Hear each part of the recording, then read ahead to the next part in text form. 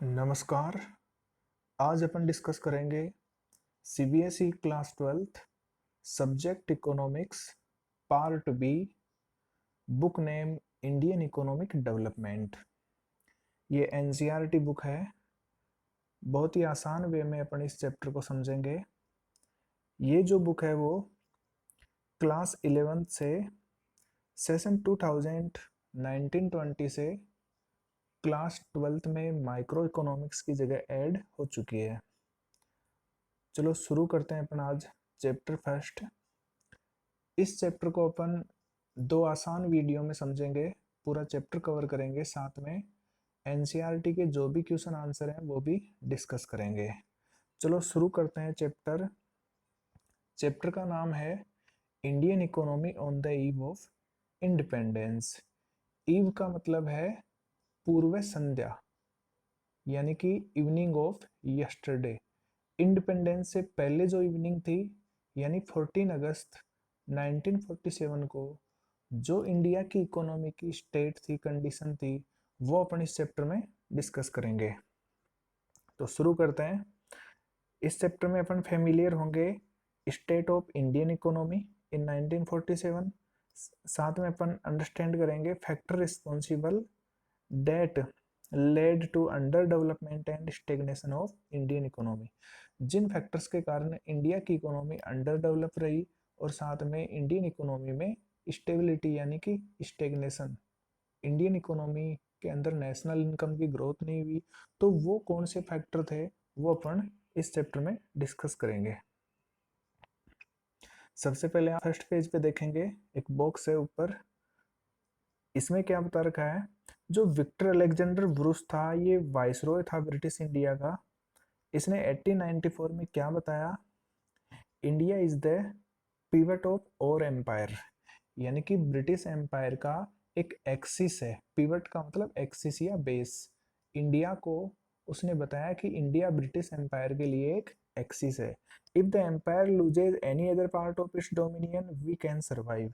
यदि British empire अपने किसी स्टेट को, अपने किसी डोमिनियन को यदि खो देता है तो भी ब्रिटिश एम्पायर सर्वाइव कर सकता है।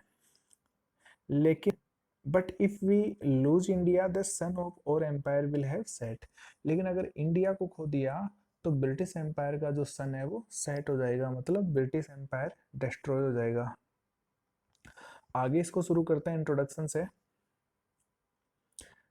जो प्राइमरी ऑब्जेक्टिव है इस बुक का, ये बुक जो इंडियन इकोनॉमिक डेवलपमेंट है, इसका जो ऑब्जेक्ट है वो फैमिलराइज का मतलब है परिचित करवाना। अपने को ये बुक परिचित करवाएगी, फैमिलराइज करवाएगी किसके बारे में, जो बेसिक फीचर्स हैं इंडियन इकोनॉमी के और जो भी डेवलपमेंट हुआ इंडियन इकोनॉमी में इंडिपेंडेंस के बाद अब तक जो भी चेंजेस हुए उसके बारे में ये अपने को फैमिलराइज करवाएगी ये बुक। आगे इसमें है, यदि अपन इंडियन इकोनॉमी की प्रेजेंट स्टेट और फ्यूचर प्रोस्पेक्ट को, प्रोस्पेक्ट का मतलब है पॉसिबिलिटी, इंडियन इकोनॉमी की प्रेजेंट जो भी कंडीशन है और फ्यूचर पॉसिबिलिटी को अगर जानना चाहते हैं तो ये भी अपने लिए इक्वली इम्पोर्टेंट है कि अपन इंडियन इकोनॉमी के पास्ट को भी जाने।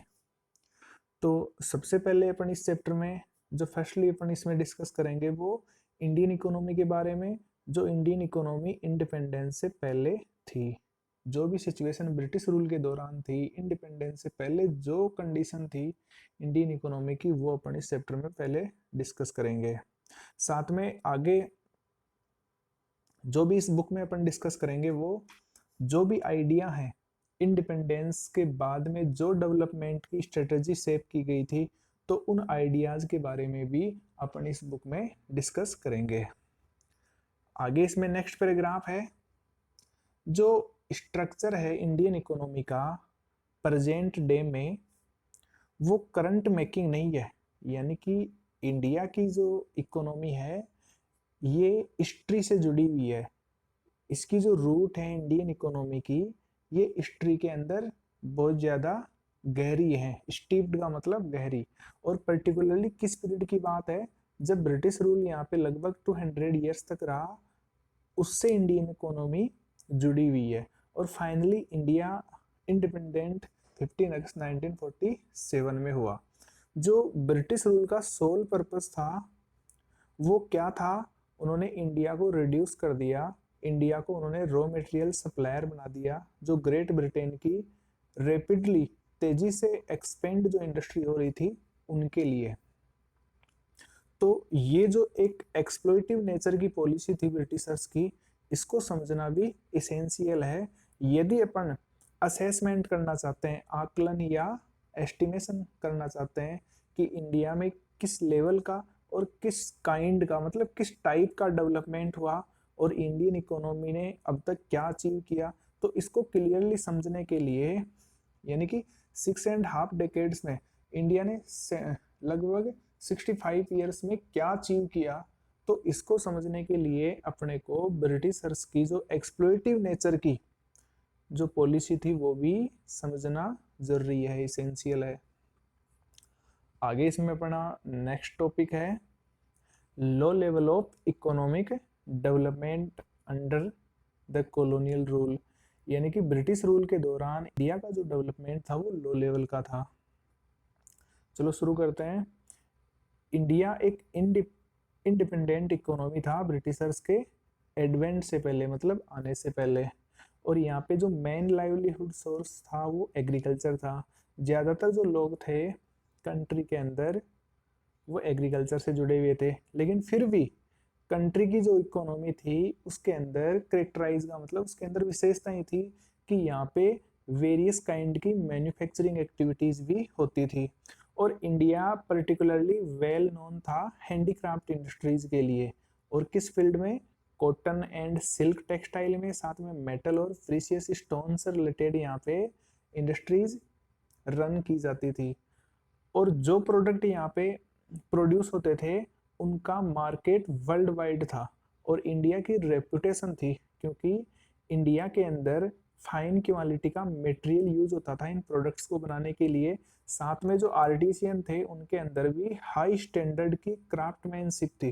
क्राफ्टमैनशिप का मतलब कलात्मकता या स्किल थी उनके अंदर इतनी अच्छी, जिस कारण से बहुत से नेशन इंडिया से इंपोर्ट करवाते थे। इसका एक एग्जाम्पल अपन जानते हैं कि किस प्रकार के प्रोडक्ट इंडिया के थे। तो इसमें आप देखेंगे textile industry in Bengal. Bengal के अंदर जो टेक्सटाइल इंडस्ट्री थी वहाँ पे जो एक कॉटन टेक्सटाइल थी, मतलब सूती कपड़ा था एक, जिसको मजलिन कहा जाता था, और ये बंगाल के अंदर इंडस्ट्री लगी हुई थी। पर्टिकुलरली ये जो एरिया है वो प्रेजेंट में बांग्लादेश की जो कैपिटल है ढाका वो एरिया था, और इसको पहले डक्का भी कहा जाता था। और यहाँ पे जो ये बंगाल में प्रोडक्ट बनता था, इस प्रोडक्ट को, इस मजलिन को डक्काई मजलिन भी कहा जाता था, और इसको वर्ल्ड वाइड रेपुटेशन मिली हुई थी। इसकी जो क्वालिटी थी वो एग्जीक्यूट, एग्जीक्यूट का मतलब है यहाँ पे एक विशिष्ट उत्तम क्वालिटी की ये कॉटन टेक्सटाइल थी, और इसकी फाइनेस्ट वेराइटी थी, मतलब बेहतरीन वेराइटी का ये प्रोडक्ट था। और इसको मजलिन को मलमल भी कहा जाता था। फॉरेन ट्रेवलर्स इसको मलमल शाही, मलमल खास भी कहते थे, और ये पर्टिकुलरली बनाई जाती थी और फिट मानी जाती थी रॉयल्टी के लिए, जो किंग फैमिलीज हैं उनके लिए। आगे इसमें अपना पैराग्राफ है, जो इकोनॉमिक पॉलिसीज परस्यू की गई, यानी कि फॉलो की गई कॉलोनियल गवर्नमेंट के द्वारा इंडिया में, उनकी जो कंसर्न, मतलब उनकी जो चिंता थी ब्रिटिश गवर्नमेंट की या कॉलोनियल गवर्नमेंट की जो चिंता थी, वो केवल protection and promotion of the economic interest of their home country than India, यानी कि खुद के होम नेशन को ही वो प्रोटेक्ट और प्रमोट करना चाहते थे। प्रमोट का मतलब बढ़ावा देना। इंडिया की इकोनॉमी के डेवलपमेंट के बजाय वो खुद के नेशन को ही डेवलप करना चाह रहे थे, उसी को प्रोटेक्शन दे रहे थे। आगे इसमें है, इस प्रकार की जब उन्होंने एक्सप्लोइटिव नेचर की पॉलिसी इंडिया में अपनाई तो इंडियन इकोनॉमी के अंदर एक तरह से फंडामेंटल चेंज आया इंडियन इकोनॉमी के स्ट्रक्चर में। इंडिया को उन्होंने ट्रांसफॉर्म कर दिया रॉ मटेरियल सप्लायर के रूप में, और कंज्यूमर बना दिया फिनिश्ड इंडस्ट्रियल प्रोडक्ट जो ब्रिटेन में बनकर आते थे। यानी कि यहाँ से रॉ मटेरियल जाता था, वहाँ से फिनिश गुड्स बनकर इंडिया में वापस आकर बिकते थे। इस तरीके से इंडिया को उन्होंने ट्रांसफॉर्म किया। आगे का पैराग्राफ है, जो कॉलोनियल गवर्नमेंट थी उन्होंने कभी भी सिंसियर अटेम्प्ट नहीं किया, मतलब ईमानदारी से कोई भी प्रयास नहीं किया नेशनल इनकम और पर कैपिटा इनकम को एस्टिमेट करने के लिए। कुछ इंडिविजुअल एफर्ट्स यहाँ पे किए गए नेशनल इनकम को मेजर करने के लिए, लेकिन इनके द्वारा जो डेटा प्रेजेंट किया गया वो कॉन्फ्लिक्टिंग था, मतलब इसमें मतभेद था, साथ में इनकंसिस्टेंट रिजल्ट, यानी कि सिमिलर डेटा नहीं था। इनकंसिस्टेंट का मतलब है नॉट सिमिलर। जो डेटा इनके द्वारा प्रेजेंट किया गया वो अलग अलग तरह था, जिससे इस पे बिलीव नहीं किया जा सकता था। जो नोटेबल एस्टिमेटर थे, जो फेमस एस्टिमेटर थे, उनमें है Dadabhai Naoroji, William Digby, Findlay Shirras, V K R V Rao और आरसी देसाई। इनमें जो वीके आरवी राव था, इसके द्वारा जो डेटा एस्टिमेट किया गया उसको कॉलोनियल पीरियड के दौरान सिग्निफिकेंट माना गया, इंपॉर्टेंट माना गया। लेकिन ज़्यादातर जो स्टडी की गई उसमें यही फाइंड किया गया कि जो कंट्री की ग्रोथ है एग्रीगेट रियल आउटपुट की, यानी कि नेशनल इनकम की, 1950 के दौरान, मतलब first half of the 20th century, इसका मतलब 1950 के दौरान जो ग्रोथ थी एग्रीगेट रियल आउटपुट की या नेशनल इनकम की, वो लेस देन 2% से भी कम थी। और साथ में जो पर कैपिटा इनकम की जो ग्रोथ थी वो भी मीगर थी। मीगर का मतलब कम, 0.5% ही ये ग्रोथ थी। चलो आगे एक बॉक्स है एनसीईआरटी बुक में, इसको अपन समझते हैं। बॉक्स 1.2, इसमें बता रखा है agriculture during free British India, यानी कि ब्रिटिशर से आने से पहले इंडिया की एग्रीकल्चर कैसी थी। इसमें बता रखा है कि एक फ्रेंच ट्रेवलर था बर्नियर, इसने डिस्क्राइब किया 17th सेंचुरी में बंगाल के अंदर, इसने बताया जो नॉलेज इसने एक्वायर में प्राप्त किया बंगाल के अंदर, ये लगभग 2 बार आया था। तो इसका जो झुकाव था, इंक्लाइंस का मतलब झुकाव था, एक विश्वास था इसका, वो ये था कि जो बंगाल था वो रिचर था, किससे, इजिप्ट से। जो मिस्र कंट्री है उससे ज्यादा रिच था बंगाल, इसका ये मानना था। इसने बताया कि यहाँ से एक्सपोर्ट भी होता था, इन अब्यूडेंस का मतलब है प्रचुर मात्रा में, यहाँ पे कॉटन, सिल्क, राइस, शुगर और बटर का प्रोडक्शन भी होता था। साथ में बंगाल जो है वो प्रोड्यूस एम्प्लाई का मतलब काफी मात्रा में बंगाल प्रोड्यूस करता था खुद के कंजम्पशन के लिए भी, वीट, वेजिटेबल, ग्रेन। फॉल्स का मतलब है जो मुर्गे मुर्गियां हैं, हैनकॉक्स। इसके अलावा डक्स, बतख, गीज, ये बतख की तरह ही एक बर्ड होता है, तो ये सब यहाँ पे खूब प्रोड्यूस किए जाते थे। इसके अलावा immense heard of pigs, immense का मतलब बड़ी मात्रा में, यहाँ पे हर्ड्स का मतलब झुंड, सूरों के झुंड थे। फ्लॉक्स का मतलब झुंड थे, किसके, सिप और गोट्स के। और यहाँ पे हर तरह की फिश पाई जाती थी, वो भी प्रोफ्यूजन मतलब काफी मात्रा में। और राजमहल से लेके सी तक, समुद्र तक यहाँ पे एंडलेस, यानी कि काफी यहाँ पे कैनाल्स बनी हुई थी। और ये ओल्ड टाइम में ही, बाइगोन का मतलब है पुराने समय में ये बनाई गई थी, गंगा रिवर को काट कर, काफी मेहनत करके नेविगेशन के लिए, नाव चलाने के लिए और इरिगेशन के लिए यहाँ पे काफी मात्रा में नहरें भी बनी हुई थी, कैनाल्स भी बनी हुई थी। चलो आगे इसमें चलते हैं अपन। ये आप पिक्चर देख रहे हैं, इसमें India's agriculture stagnation under British rule, मतलब ब्रिटिश रूल के दौरान इंडिया के अंदर स्टेग्नेशन बनी हुई है। इसमें आप देख रहे हो पिक्चर में ओल्ड टेक्नोलॉजी, और जो फील्ड भी दिख रहा है वो उबड़ खाबड़।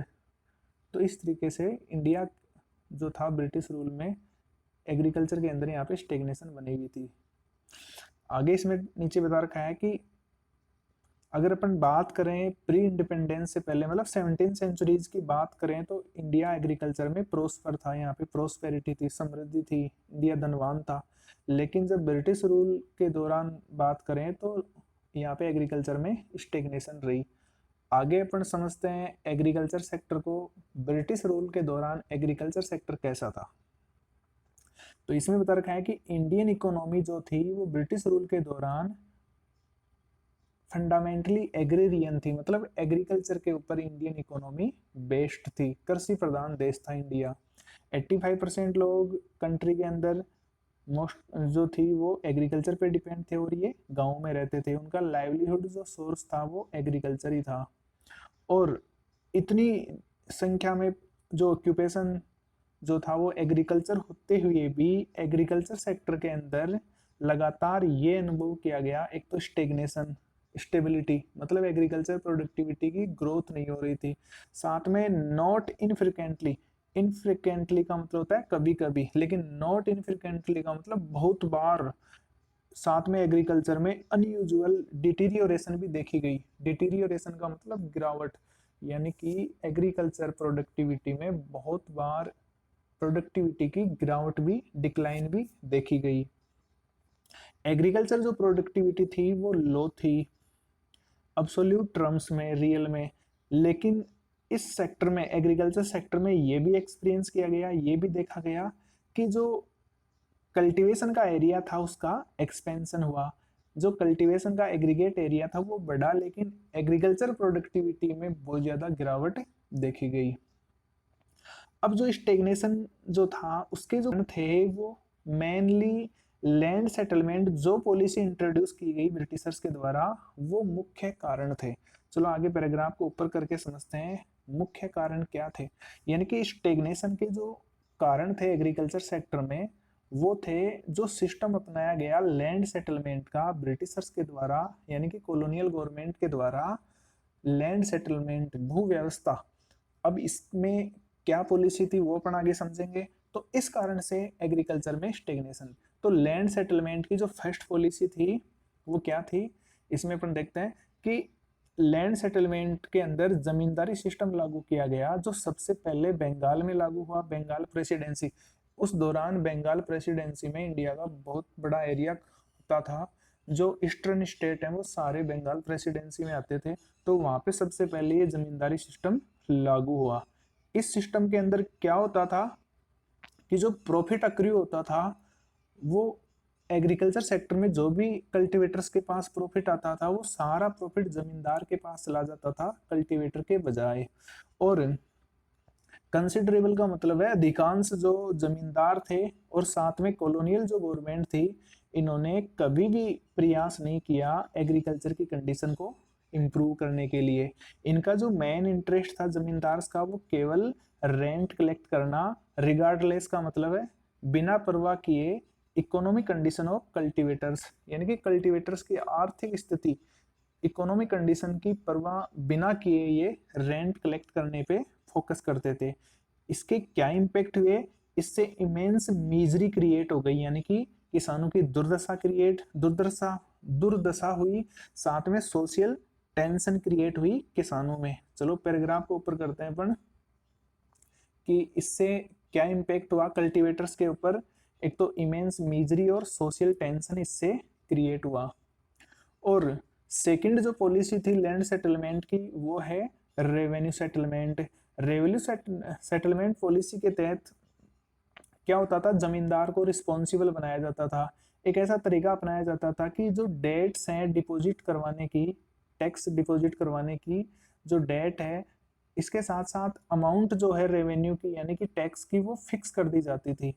और जो भी पर्टिकुलर एरिया में जमींदार होता था उसको वो फिक्स डेट पर फिक्स अमाउंट किसानों से टैक्स के रूप में लेकर ब्रिटिश गवर्नमेंट को जमा करवानी होती थी, वरना उस जमींदार के अधिकार छीन लिए जाते थे।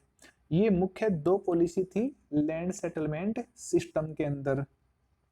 इसके अलावा जो और रीजन थे वो lack of technology, lack of irrigation, negligible use of fertiliser, इन सब से भी एग्रावेट का मतलब होता है बढ़खाना या उकसाना, प्लाइट ऑफ द फार्मर्स, मतलब फार्मर की जो प्लाइट थी, दुर्दशा थी, वो और भी ज्यादा भड़क गई या उसको बढ़ा दिया गया इन सब कमी के कारण, टेक्नोलॉजी की कमी के कारण, फर्टिलाइजर की कमी के कारण।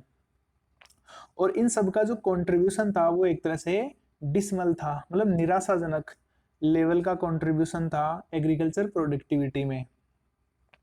अब आगे इसमें बात करते हैं कि कुछ एविडेंस ऐसे भी देखे गए कि जो केस क्रॉप है उसका हायर यील्ड देखा गया, मतलब ज्यादा उत्पादन देखा गया कुछ सर्टेन एरियाज में नेशन के, कुछ एरिया में कैश क्रॉप का प्रोडक्शन ज़्यादा देखा गया और उसका कारण था कॉमर्शियलाइजेशन ऑफ एग्रीकल्चर।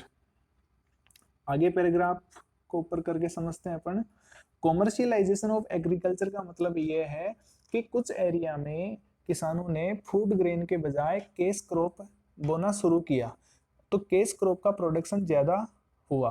तो कैश क्रॉप कौन सी है? जो रॉ मटेरियल क्रॉप है, शुगर केन है, जूट है, कॉटन है, ये कैश क्रॉप है, इंडिगो है। तो इनका कॉमर्स ज़्यादा होता था, मतलब ब्रिटिश इंडस्ट्रीज में ये जो क्रॉप है वो रॉ मटेरियल के रूप में सप्लाई की जाती थी, इसलिए इजीली इनकी सेलिंग बाइंग होती थी। तो किसानों को कुछ एरिया में कैश क्रॉप का प्रोडक्शन ज़्यादा मिला, लेकिन इससे भी hardly help farmers in improving their economic condition. इससे भी किसानों की जो इकोनॉमिक कंडीशन है वो मुश्किल से इम्प्रूव हुई, मतलब इम्प्रूव नहीं हुई, क्योंकि जो किसान फूड क्रॉप के बजाय कैश क्रॉप बोते थे और वो जो कैश क्रॉप है, रॉ मटेरियल क्रॉप है, वो ब्रिटिश इंडस्ट्रीज के अंदर जाती थी।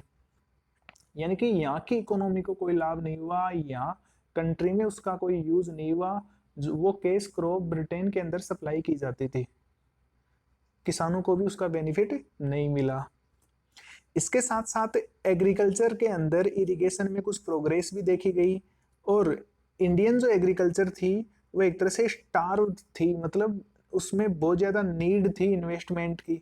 टेरेसिंग के अंदर, टेरेसिंग का मतलब है कि जो जमीन होती है उबड़ खाबड़, वहाँ पे सीढ़ी नुमा खेत बनाकर खेती की जाती है।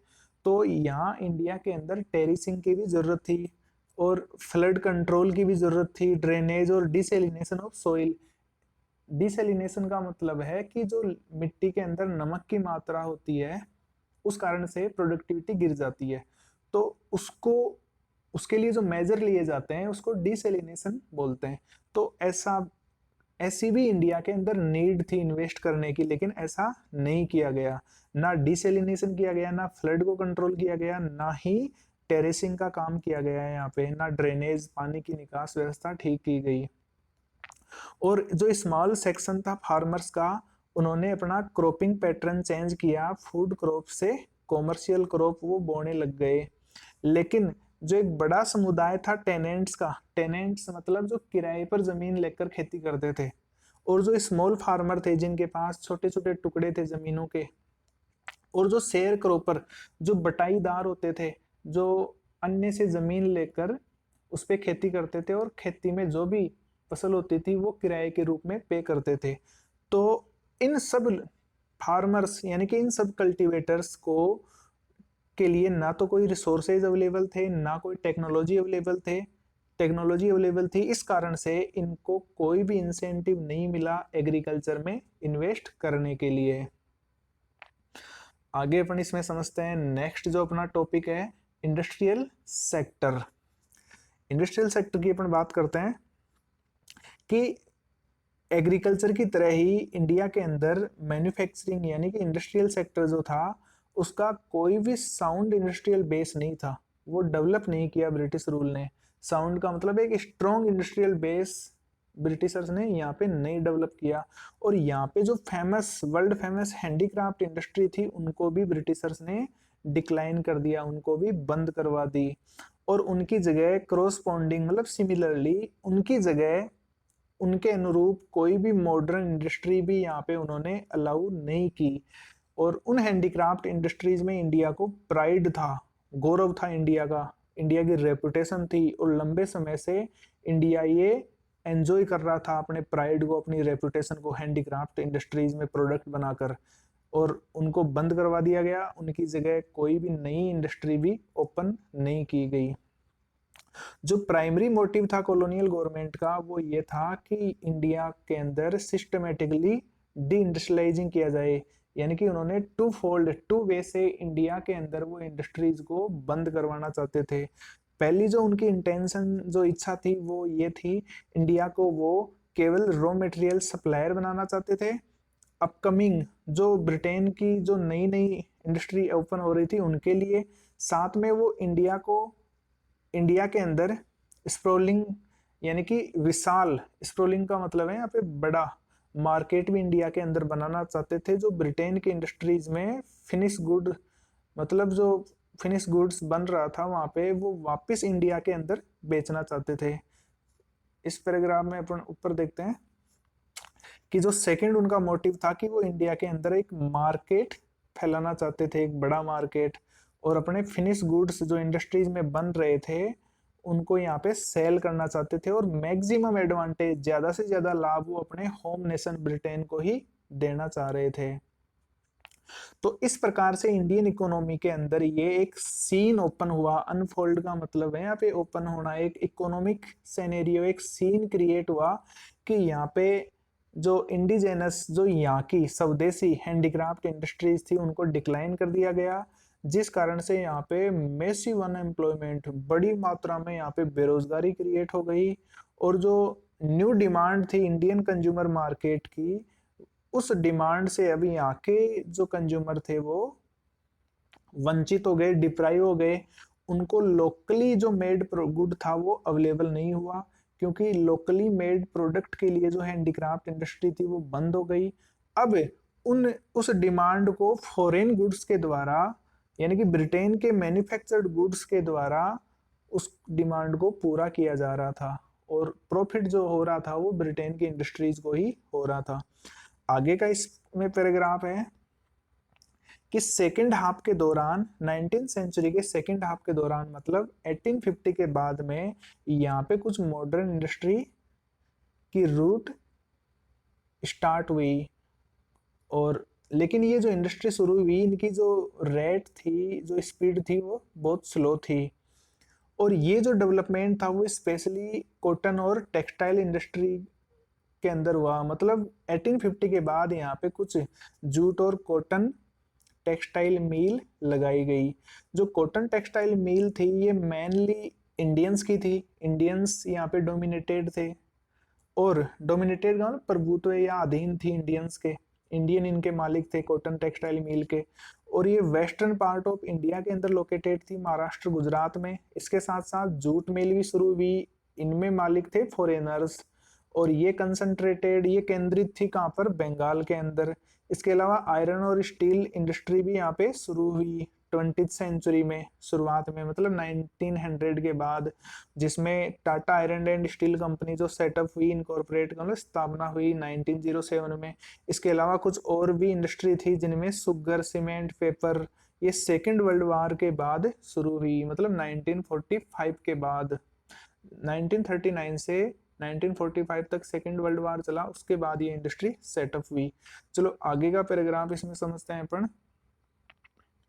यानी कि यहाँ पर मुश्किल से कुछ कोई कैपिटल गुड्स इंडस्ट्री होगी जिससे इंडस्ट्रियलाइजेशन को इंडिया में प्रमोशन मिले, बढ़ावा मिले। कैपिटल गुड्स इंडस्ट्री क्या होती है? जो इंडस्ट्री मशीन प्रोड्यूस करती है, टूल प्रोड्यूस करती है, जिनका यूज फर्दर आर्टिकल्स बनाने में होता है। तो ऐसी इंडस्ट्री यहाँ पे मुश्किल से थी कोई।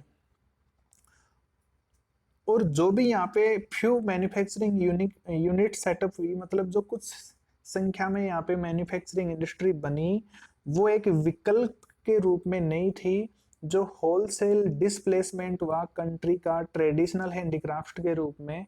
यानी कि जो नई इंडस्ट्री यहाँ पे सेटअप हुई वो पुरानी जो हैंडीक्राफ्ट इंडस्ट्री थी उनकी विकल्प के रूप में नहीं थी, वो जो नीड पूरी कर रही थी हैंडीक्राफ्ट इंडस्ट्री, वो नीड अब इन नई सेटअप होने वाली इंडस्ट्रीज से वो नीड पूरी नहीं हो पा रही थी।